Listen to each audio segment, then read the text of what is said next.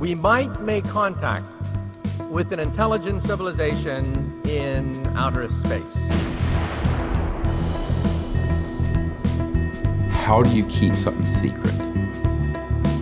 You hide it in plain sight.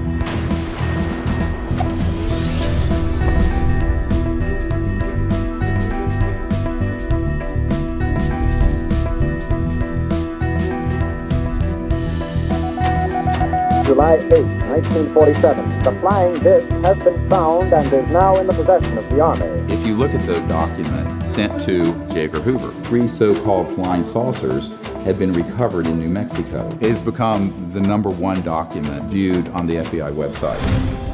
There have been ET visitation, and people have been attempting to conceal this knowledge.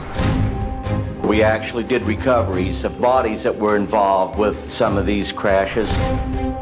I said, well, you're going to tell the public about it? And he says, no, we don't tell the public about this. And finally, in case you thought this was a do-nothing Congress, you'll be happy to know they recently delved into that eternal question, are we alone in the universe? 2 top astronomers recently told the House Committee on Science, Space, and Technology that they strongly believe we are, in fact, not alone. They were on Capitol Hill to push for more funding for their quest to find extraterrestrial life, so you can imagine they'd be saying, we're not alone. Dan Wertheimer and Seth Shostak are the director and senior astronomer, respectively, of the SETI Research Center at the University of California, Berkeley. As any good X-Files fan knows, SETI stands for Search for Extraterrestrial Intelligence. The pair asserted that it's really just a question of numbers, that there are over 1 trillion stars in the universe, so far as we know, and that the proportion of those with an Earth-like planet could be 1 in 5. The research they were advocating consists of listening so far out into the universe, as far out into the universe as we can, in the hopes that someone or something out there is sending out signals.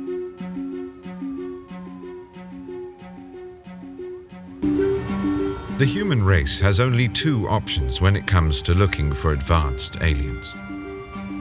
We can listen, or we can be more active and broadcast our willingness to talk. We'd have to think very carefully about what we might say.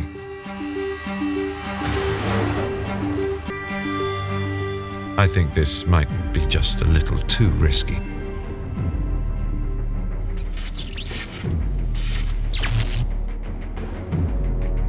I love to watch science fiction movies, but I cringe. I cringe whenever I see a depiction of the aliens. Earth, our home planet, the only place in the universe known to support life. Yet could life forms from outer space already have paid us a visit? Could they even be abducting members of the human race?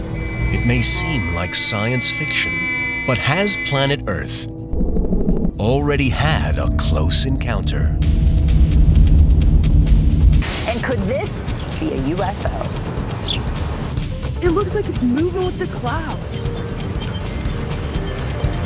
Oh, did you see this? What the f***? That's crazy.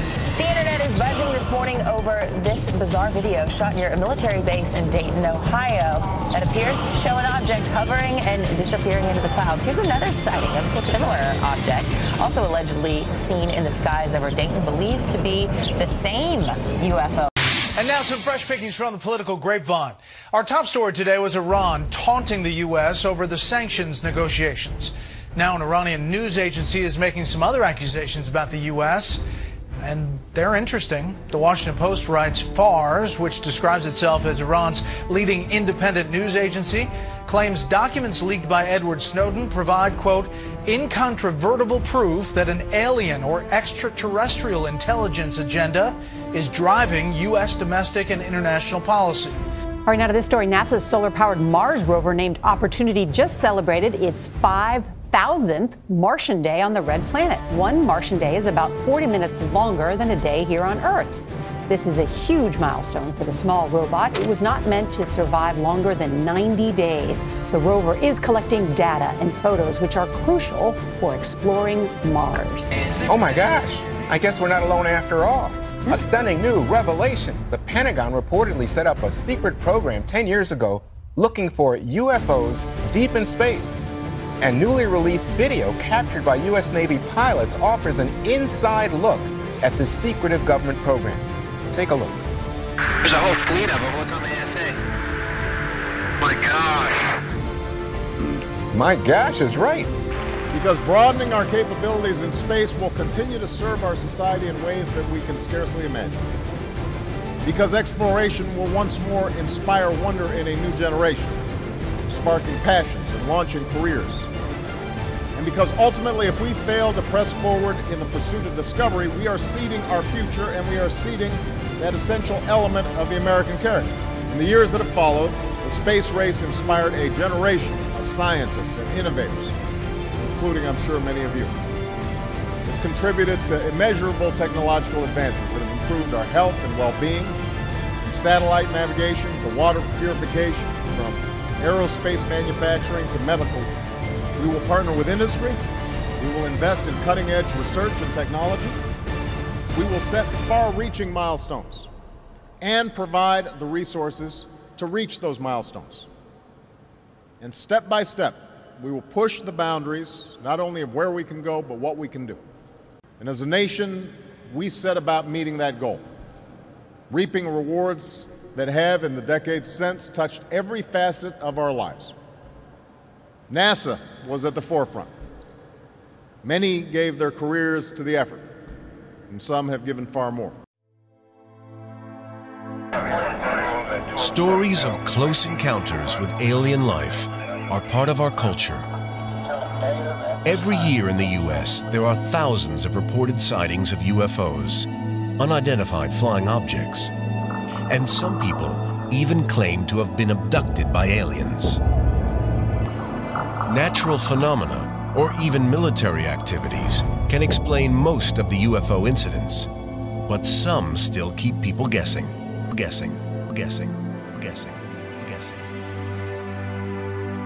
Primitive medical care of a species that had barely begun to conquer its own diseases.